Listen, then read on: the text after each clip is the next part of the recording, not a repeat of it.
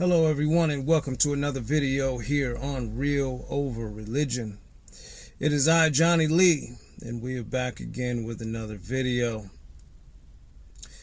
I was thinking to myself a couple of days ago, because this was a question that came to my mind when I was a Christian, a young Christian in my teenage years. I began reading the book of Revelation, reading about the believers that are going to have to put their life on the line for Jesus Christ in the very end.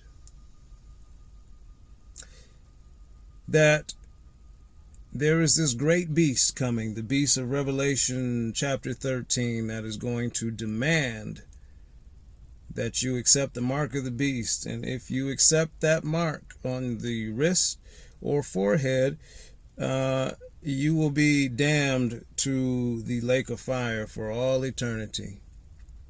So that means that you will have to give your life for Jesus Christ, being beheaded by the beast and his false prophet.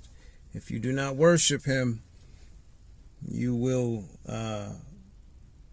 be killed off in this life. But don't worry, because you will avoid eternal torment and enjoy the new Jerusalem that is to come down from the sky. But I begin to ask the question, as my rational mind begins to work, why would a God need for you to die for him? If we're talking about God being represented as a father in the Bible, and his servants are also represented as sons, children of God, why would a father need his children to die for him? Shouldn't that be the other way around? We know God the Father didn't die for humanity. He sent his son Jesus to do it, which is also very strange, even in and of itself. When you begin to break down Christianity with a rational mind, you start to see just how irrational all of it really is. Why would a God need you to die for him, to prove your loyalty and faithfulness to him? To be tortured. If you think about the Christians of the first century, many of them were fed to lions, boiled in hot oil, crucified, scourged. They received the Roman scourge, if you know what that is. All types of horrible things. And the Christian narrative is that if you endure that, you have this great reward in heaven for being persecuted and suffering on his behalf. But I keep asking the question, for an all-powerful God who can intervene, why would I need to do all of that to prove my love to you? It just doesn't make sense in the large scheme of things if we're talking about a loving and merciful God who cares for humanity. First of all, if we go back to the book of Genesis, the story of Adam and Eve, God created everything perfect. Put Adam and Eve in the garden, gave them everything that they wanted, and then he puts this tree of knowledge of good and evil in the garden. The tree of knowledge of good and evil, which opened their eyes to what Christians call a sin nature. Then there's the serpent that comes into the garden, who, according to Christian doctrine, was taken over by Satan, because Satan is a figure that came later. There is no Lucifer or Satan in the Hebrew Bible that we know of.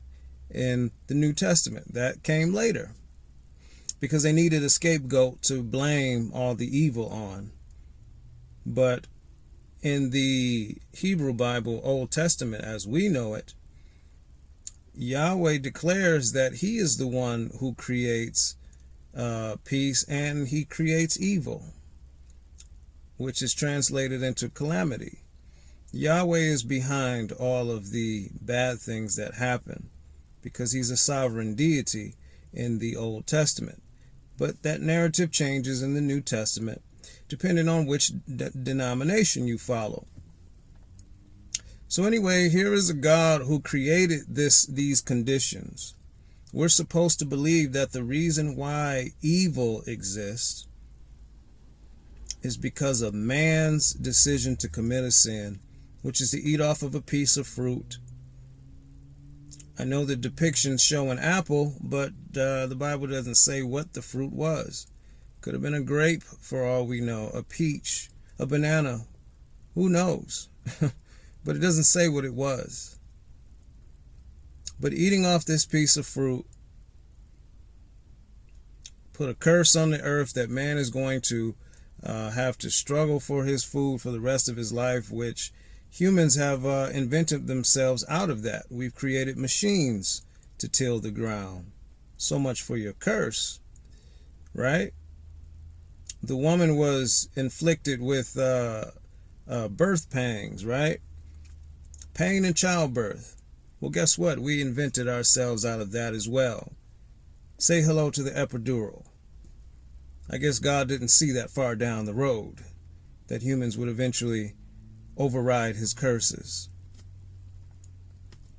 This just shows you how short-sighted religion is, that it's not a divine book. If this was any type of curse, it would have been much more substantial. But anyways, we're convinced to believe that this Satan and fallen angels are the reason why we have all of this suffering in the world. The reason why we make mistakes and we do bad things is because of this piece of fruit that Adam ate. And because we came from Adam, he was our representative. So when he sinned, we all sinned. Isn't that interesting? So you're guilty for something that someone else has done. And we just accept that because the Bible says that in the Old Testament, the sins of the father, something about the iniquity of the fathers falls on the children. So we just accept that because the Bible says that, instead of saying, why is that? Because in the court of law, if a child commits a crime, an adult child commits a crime, no one goes and prosecutes the father and mother for a murder that a son committed, or vice versa. And I put this question to Christians. If your kid commits a crime, your grown adult son commits a crime, then based on this biblical logic, you should go to prison. But then they can't argue themselves out of a wet paper bag when it comes to this. It only makes sense in the context of the Bible, but in reality, it doesn't make sense. But we are expected to accept that and believe that. Here is a world in which God allowed to exist. He created it. And according to the Bible, he has foreknowledge. He can predict the future. So he saw all of this and kept it going. And then you create the devil, our enemy, because this is a fallen angel. An angel that was supposed to be considered the most beautiful angel in heaven. He rebelled, led a rebellion in heaven. So what did Satan see in heaven that he thought that it wasn't a good idea to stay up there and continue to worship you? Does anybody ever ask that question? Maybe Satan has more common sense than God does. Satan saw what was going on up there and says, I'd rather get out here and do what I want. You created me to be a slave, to worship around your throne for the rest of my eternal existence? No, thank you. I'd rather be an enemy. And that just goes back into the selfish nature of reproduction. A God who creates us, his children, violating our free will to serve him.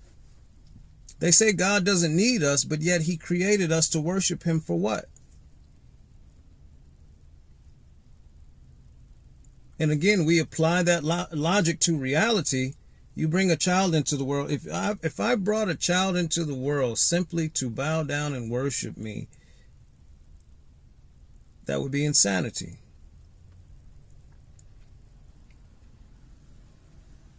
But we do bring kids into the world to benefit us, because it certainly doesn't benefit them. I just saw a video on YouTube a couple of nights ago that I had to push the don't recommend on that channel because I just couldn't bear to look at it. I don't know why it popped up in my feed, but it's just so disturbing to see suffering to the degree that I've saw it. This child that, I don't know how old this kid was, but his entire face just completely covered in this huge, enormous tumor. I mean, it's just the most difficult thing to look at. And this mother is talking about having to raise him like this. And there's many children like that.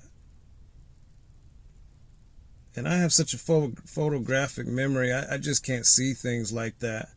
And it just broke my heart, really, just to see that this is this child's existence. This huge tumor. Just, I mean, he's completely unrecognizable. I mean, he looks like, which I don't want to say this, but I'm just telling you what it looks like. It just looks, he looks like a monstrosity. To no fault of his own, of course. But these are the realities. These are the ugly realities of life. But the Christian narrative is that this is all worth it in the end.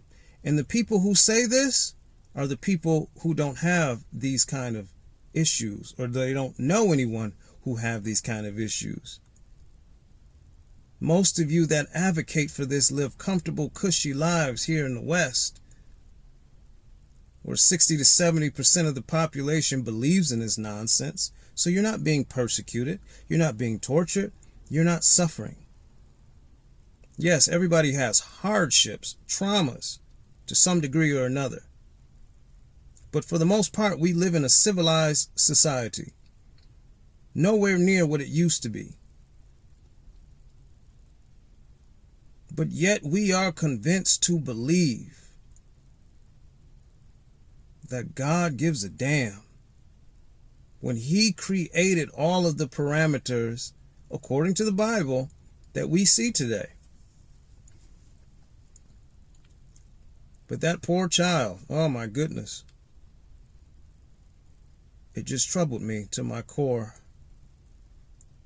And those are the things that used to trouble me as a Christian. Where is Jesus' name to heal all of this stuff?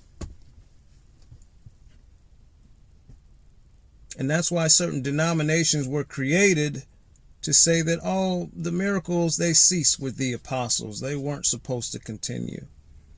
When there's no Bible verse that says that, but they can bend and twist scriptures as they see fit to fit the narrative.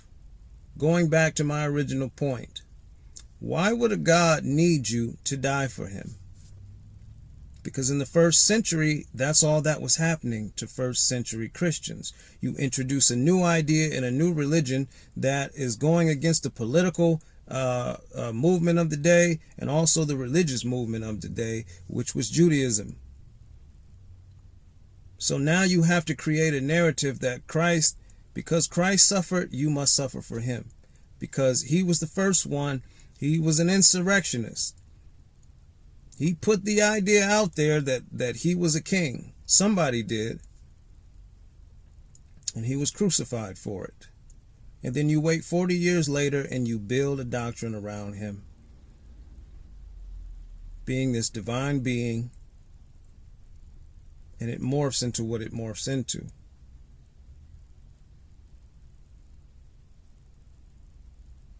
Use your rational mind on this. Why would a divine being need for you to die for him?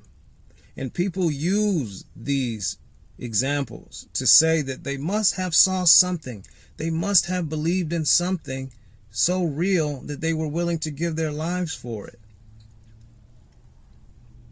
Well, is that not what the Islamic jihadists are doing too? That are willing to blow themselves up to destroy other unbelievers? Is their God a reality too? People make irrational decisions all the time. Doesn't mean anything. Doesn't mean anything, but that something is wrong with them. What I'm trying to get across to you in this video is the irrationality of Christianity as a religion. If a God needs for you to die for him, you should start to question, why would I serve a God like this? You've already imputed unrighteousness on my record. You've already declared that I am unrighteous because I'm a son of Adam. And now I need to accept your son's suicide mission sacrifice, which was to come down, die for humanity, and then stay dead for 3 days, go back to heaven, which, as I said, you don't sacrifice anything because you went back to where you were. But now I have to come into the world and accept that, and if I don't, I'm going to be tormented in a lake of fire forever. And if the beast should arise on earth, I have to accept getting my head cut off to avoid receiving this mark of the beast. And at any point in time, God can just intervene and shut it all down. But for some reason, he wants you to prove your loyalty by being tortured, beaten, killed in the worst way possible to obtain an invisible reward that you and I have never seen.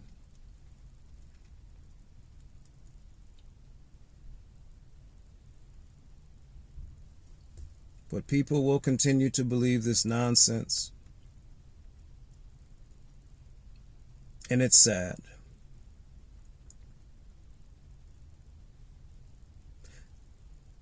I'm just going to leave this video here because I just want to put this on the table, something for you to think about.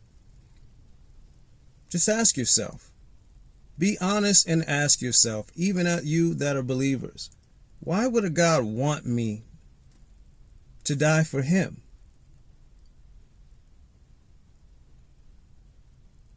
That question alone should trigger your rational thinking. Thank you for watching this video, and I'll catch you on the next one. And remember, as I always say, life is suffering, but death is mercy. And if they have to speak for God, they've already lost the debate.